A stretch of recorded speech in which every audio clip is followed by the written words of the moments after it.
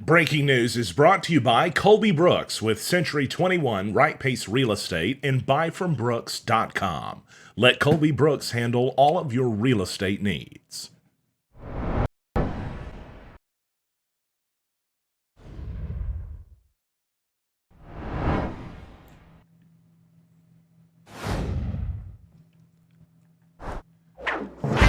It's breaking news on NEA Report. News just in that the Egypt police chief has been arrested following our investigation and an investigation by the Craighead County Sheriff's Office on reports that he had been impersonating an officer over a month after being decertified.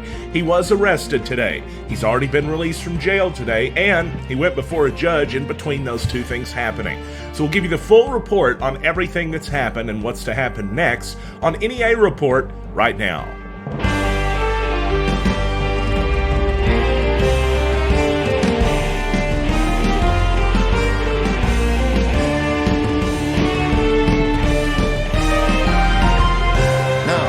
Stan Morris reporting.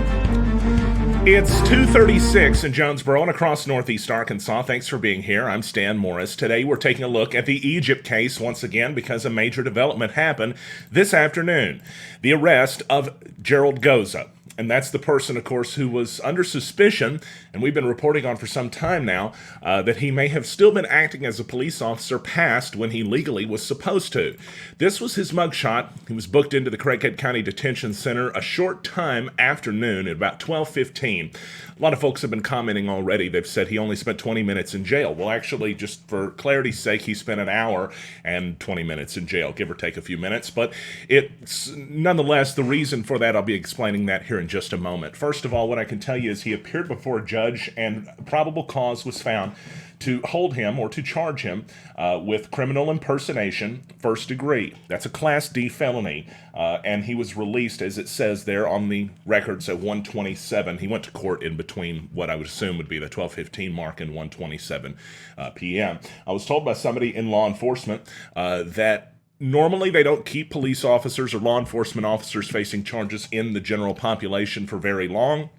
And it was actually a surprise to them to learn that he had even been booked on the website because, of course, of the possible risk or threat that would be associated to a law enforcement officer being in a jail. So we know, and I don't know that that's the exact reason, but I know he was released on an OR or own recognizance bond, meaning he didn't have to hire a bail bondsman, right? But he is going to be back in court. It looks like in April is when he's going to be due back in court. Of course, that's next month. But this has been something that we've been reporting on for several weeks now here on NEA Report. It started with us receiving some documents. You can see the top left were the legit documents. That is an officer's radar certification. But on the bottom right, the little bit larger image you see is a forged document.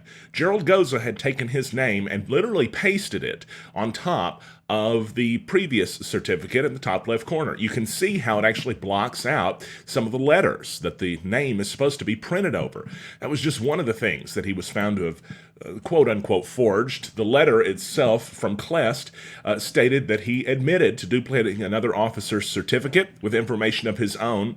In addition, he apparently did not have a high school diploma or GED. If he did, it was stated he either forged it or did not have one that was accepted and did not believe, or did believe rather, that the one he had was one that would work. We later found out that that was an odd claim because he had been fired 10 years prior for failure to provide a valid GED. That's the document you're looking at there. That's from the Cache Police Department. It wasn't the only time he was terminated from his role as a law enforcement officer either. A short time after that, I don't know why I didn't have this in loaded up, but I'm going to go ahead and show it to you now. Load the image up. A short time after that, he had been employed at the Alicia Fire Department, still without the valid GED, by the way, but still passing off whatever he had as one that was supposed to be accepted.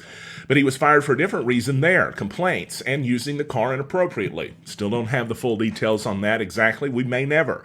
All we know is if you look closely, it says, is he recommended for decertification? Yes.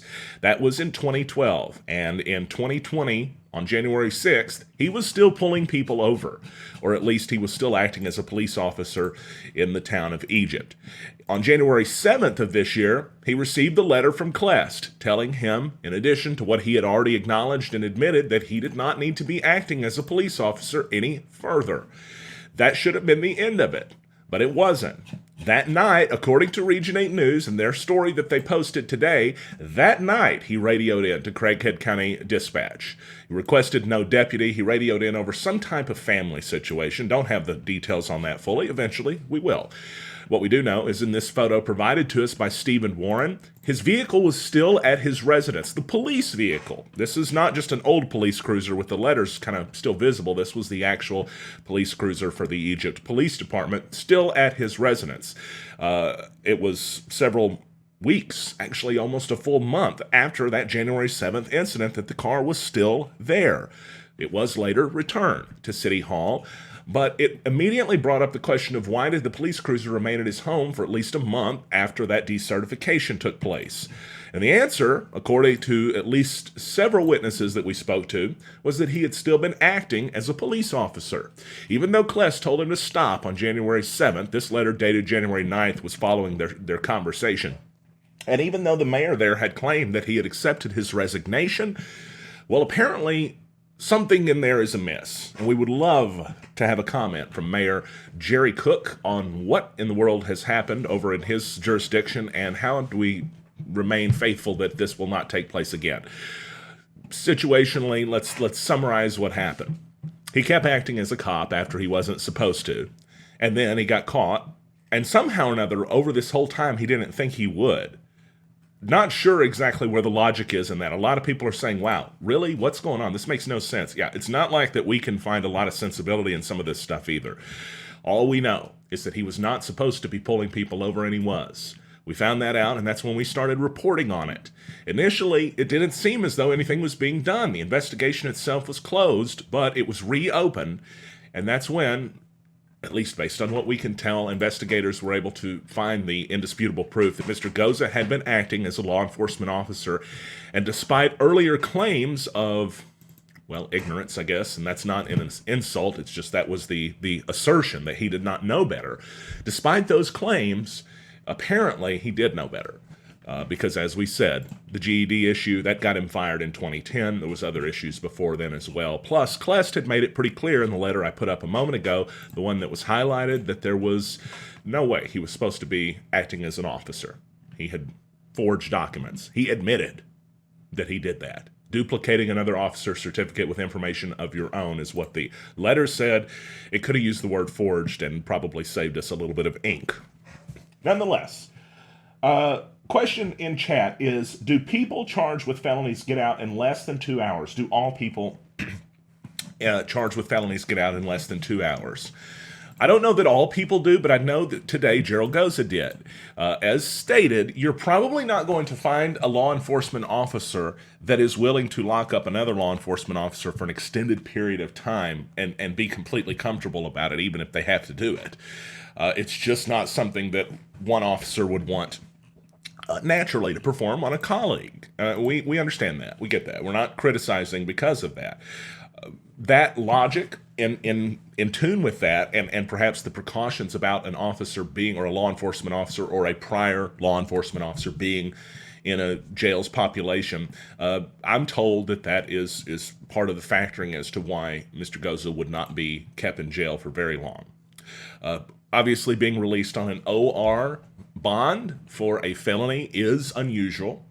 Generally speaking, somebody that gets arrested on a misdemeanor is going to have some type of surety bond or something to that matter. Criminal impersonation of the first degree is a felony. Still, no bond. And you can make of that what you wish. We're at the point to where you start to look at every decision and say, is this favorable? Is that favorable? Because of what has landed us here so far. This was investigated since December. It should have probably have been over with before January. It's March. It's March 2nd, 2020. And he was arrested today. So did it take longer than a normal investigation would? Absolutely. Normally, investigations into somebody that's accused of impersonating an officer probably would not be 3 or 4 months long, but in this case it was. Was that because of extra precaution? Was that because of extra care that went into it? Probably so, and you can decide if you think there are bad reasons or good reasons for that. We're just here to kind of tell you what it is. Rachel says, put him in his own cell. Interesting. Appreciate that comment. And then Stacy said, but he wasn't law enforcement. He lied. And that's a very good point. He wasn't, but he had worked alongside of several officers, many of the officers, for some time. Based on what I can tell, he had probably made some colleagues in it, and folks that go out to these scenes, whether it's a crazy shooting or whether it's a horrible wreck, there's a camaraderie that develops there, right? So I've said many times in the past, it's unfair to expect officers to investigate their own colleagues. It's an unfair burden put on them, but it's an imperfection in the system the way it is. So just going through chat, I appreciate everybody for joining us today on NEA Report as we are covering breaking news today. Thanks everybody for liking, for following, and for sharing. Of course, investigative journalism is what we do here, and that's what we try to add to the community, try to make it a little bit better with some of the stuff that we get to look at here, and sometimes it results in cases like this being uncovered. Other times it results in us simply getting to celebrate the hard work of people. As a matter of fact, there was some hard work this weekend in Truman, apparently by a group of people, including a lot of kids that went to work, and today found out that work was all for naught.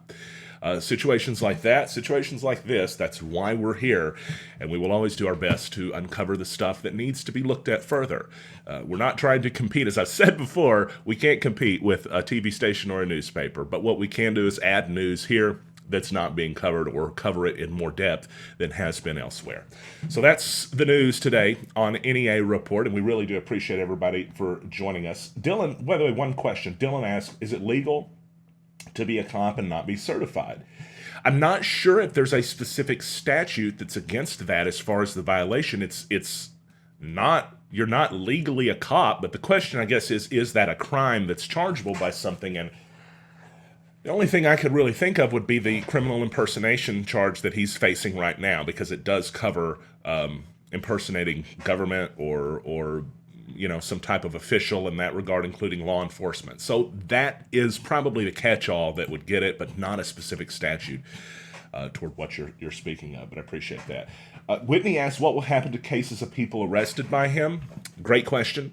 And so the answer to that is they've all been dismissed if they were already pending. The prosecutor requested, actually it's the prosecutor's decision, but he submitted to the courts to dismiss all of those tickets or any other cases. I don't know that there was much more than traffic tickets, but still, all of those were dismissed already. And I think that was maybe 1 or 2 weeks back. So if there is a pending case from Mr. Goza in court, it will not go to court.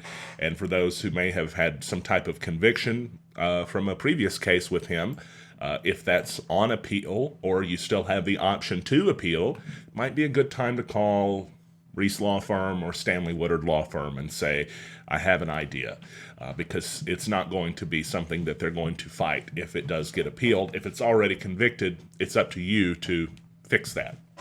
Good question. What if they had paid fines or are in prison? I don't have the answer to that. Like I said, I would get an attorney because you may be looking at being able to get some of that back or get the time reduced. We haven't seen a case where that this man was attached to something that had significant prison time. But if there is one out there and somebody brings that to me, I can promise you I will look at it. news@neareport.com is the address to send it to. Let me go ahead and throw that up on the screen right now, because if you have a case where he was the investigating officer or involved in it, and that you did face significant time or already pleaded guilty, or you're in, well, I guess if you're in prison, you're not watching this. Unless you snuck in one of the cell phones, in which case you are. But contact us, and we'll do our best. If you got a family member or something like that, we'll take a look at it. It may end up, as I said, being a case that needs to go to an attorney for evaluation, and they're the ones that are going to be able to tell you better than I am on your specific case, but it's a legit question. We want to try to help out if we can. So thanks everybody for joining us in our live coverage today on NEA Report. We do appreciate it. Also, thanks to our Patreons. We've got several Patreons, including Mickey Bail Bonds signing up to be a Patreon, which we really appreciate. That's awesome. You can do that by going to patreon.com/NEA Report. Don't forget, voting is still underway. So if you've not voted yet, you should. Early voting today. There may be some thunderstorm craziness later on tonight. I don't know about tomorrow. I didn't see it in the forecast, but it's great to avoid the lines. Go early vote today. We got some message from some of our political sponsors, and we'll wrap up the live stream. Don't forget to become a supporter for 99 cents a month. How much stuff can I shill to you guys right now? I don't know, but I'm going to shill as much as I can. Supporters, 99 cents. We do an exclusive broadcast once a week at least. For them, on Friday, we had a special guest. Brandon Baxter joined us. We've had other special local celebrity guests, too. That's going to be a weekly feature, so you can join our supporter community and have fun with us there. Stan Morris reporting in Jonesboro. Thanks for joining us. Now, you're up to date.